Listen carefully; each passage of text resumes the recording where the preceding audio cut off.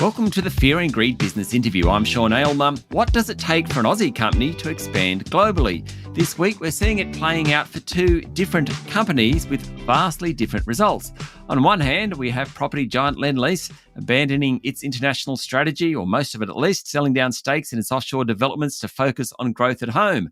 On the other hand, BHP is going all out in its bid to acquire UK-based rival Anglo American in the biggest deal Australia will have ever seen. That's if it occurs.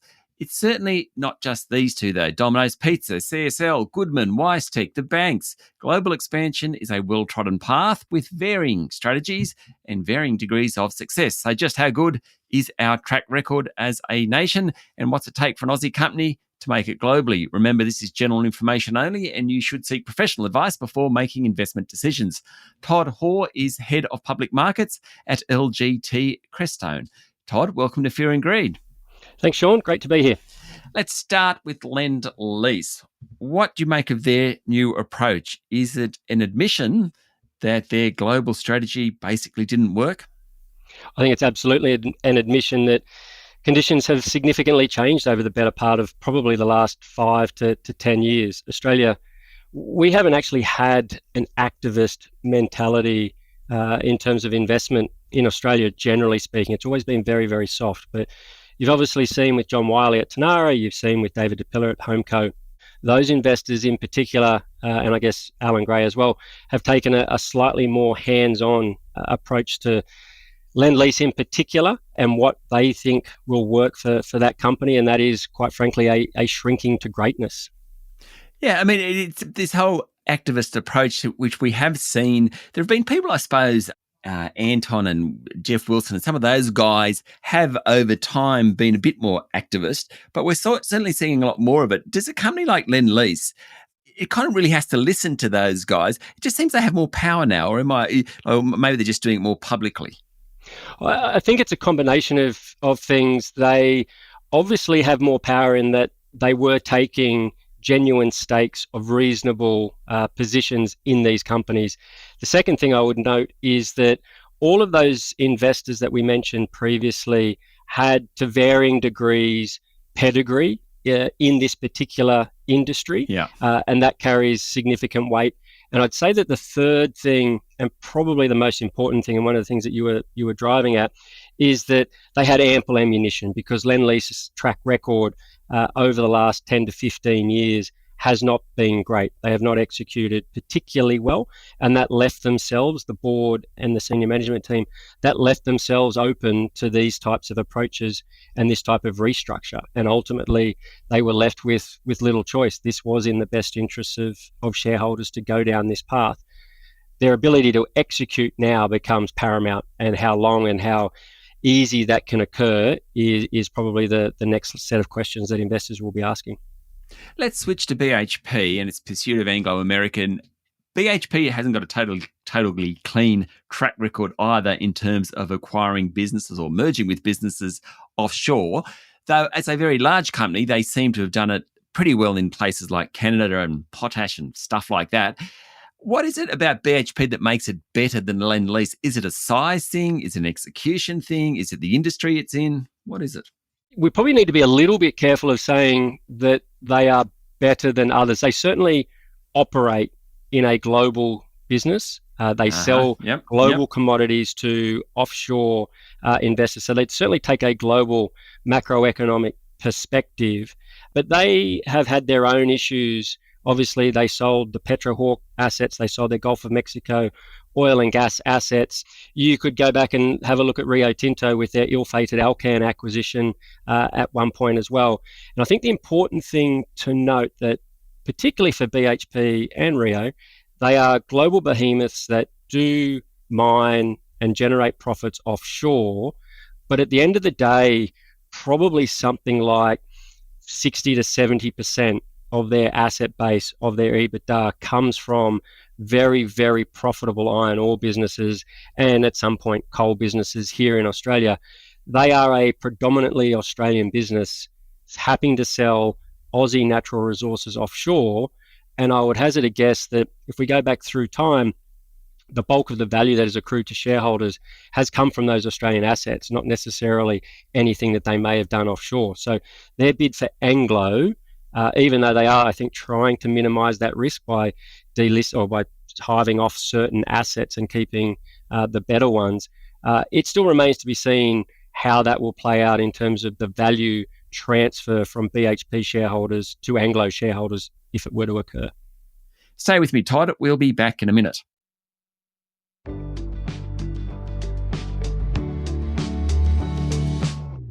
My guest this morning is Todd Hoare, Head of Public Markets at LGT Crestone. The point about Rio and BHP operating in a global economy is well made. What about if we shift to QBE has done it over the years, Wisetech Global has done a lot of acquisitions over time. CSL did the Vifor pharmaceutical one a couple of years ago. What is it? I mean, I suppose what I'm trying to get to is when you come from a country like Australia and you run a big business here, how easy is it to be successful offshore? I think the quick answer is it's not easy. You gave a number of examples there. Some of them are very successful and some of them are not. I think what's important to note, and maybe the BHP analogy is a good one, is that we potentially should be breaking down Australia's offshore exposures into different buckets. So obviously there is the commodity exposure bucket that we mentioned, but they are predominantly having Aussie assets selling globally. I wouldn't necessarily categorize them as offshore expanders. There are the product innovators that you mentioned, companies like a CSL, a ResMed, Cochlear, that have dominant positions in a particular niche that they have been able to sell globally and then turn those cash cows into, in some instances, other businesses. In the case of CSL, the Vifor acquisition potentially at this stage hasn't quite worked as well for them. Then you've got these business model innovators, of which probably the best one we've had for a long time is Macquarie, where they were able to take a country that was an earlier adopter in superannuation, long-term money, ploughing into longer-term unlisted type of assets. They were able to take a very, very good domestic business model that was also applicable offshore. And then I think more recently, and this is where I think public and private markets are just starting to morph a little bit, is that you've got these business models that were always, from their very infancy, adopted globally. They're always going to be globally fit for purpose. So to that extent, you think of companies like Canva, like an Atlassian, a Wisetech Global, I think you mentioned earlier. The markets for them were always going to be bigger offshore, but they built their business models with that in mind right from the outset. One other point I would note is that we've had some very, very successful offshore companies. The one thing that they have in common is that they haven't just done this overnight. So if you think of things like you mentioned Wisetech, that's, I think, 30 years old this year. Altium, which is getting bought by a Japanese business later this year, they started in 1984. Promedicus, a software healthcare company, started in 1982. These are all 30-plus year businesses that may have started here but have slowly gone offshore. And they've never truly risked enormous capital up front. It's always been a very measured, a very incremental approach to moving offshore. I mean, I don't know whether you know much of have followed much, Todd, about Domino's. I've always been interested in that because it's sort of taken its model here and it's got the franchise rights for places like Japan and then parts of Europe, France, Germany, Luxembourg, etc. Do we have many of those sorts of stories around? To me, that sort of seems a little bit out of the box, that one. No pun intended, I guess. No. The interesting thing with Domino's is if you were to remove their share price performance and just look at store rollout, if you just looked at store rollout, are they being successful? Possibly. They are rolling out a significant number of stores. But what they are walking the market back, they're walking the market back from the quantum of those store rollouts. And so potentially there's just this mismatch between what we thought they were able to do and what they're actually able to achieve. I think where your question might be leading is we've just got to be careful for Australian companies going offshore that their business model works not only domestically but also globally. And they're not just successful in Australia because of incumbency or maybe the demographic spread along the East Coast just enables Domino's to do well. For example, CommBank, a tremendous business, a very, very well-run and relatively high ROE bank. Are they very, very good? Yes. Could they replicate that offshore? Probably, in fact, almost certainly not. They have a huge incumbent market. They're the number one, but taking that business model and competing against a JP Morgan or someone else is almost certainly going to end in failure. So I think being aware of what a company's competitive strengths are, what their ability to penetrate a market looks like, and can they do it, we really need to unpack that quite closely. And then broadly, I mean, I was going to ask you about the banks, but you've sort of answered that. And even ANZ at one point was certainly trying to become a far more global bank and kind of pulled back its ambitions.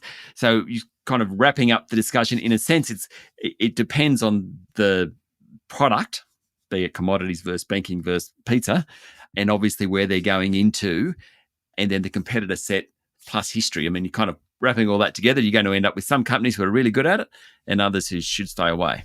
Unfortunately, you are. And just being able to appreciate that there are certain competitors in certain environments that no one wants to come up against, whether they're Australian or someone else. So operating against a Google or a Microsoft, no one wants to be playing in their backyard. The other thing I would note is that this notion of just risking small amounts of capital and doing it slowly, REA being the classic point. They've been in India since 2017, but took a 10 to 15% stake and kept their incumbent CEO. They did exactly, not exactly, but the model that they adopted, Wesfarmers and Bunnings similarly adopted in the UK, but just a couple of subtle differences in the way that they've done it, their willingness to go slowly versus quickly. Every company can potentially do it, but it's very, very easy to get it wrong. And when you get it wrong, unfortunately, as we've seen with Lendlease, you fail spectacularly, but you win very, very gradually. Todd, thank you for talking to Fear and Greed. Thank you, Sean. Pleasure. That was Todd Hoare, Head of Public Markets at LGT Crestone. This is the Fear and Greed business interview. Remember, this is general information only, and you should always seek professional advice before making investment decisions. Join us every morning for the full episode of Fear and Greed, daily business news for people who make their own decisions. I'm Sean Aylmer. Enjoy your day.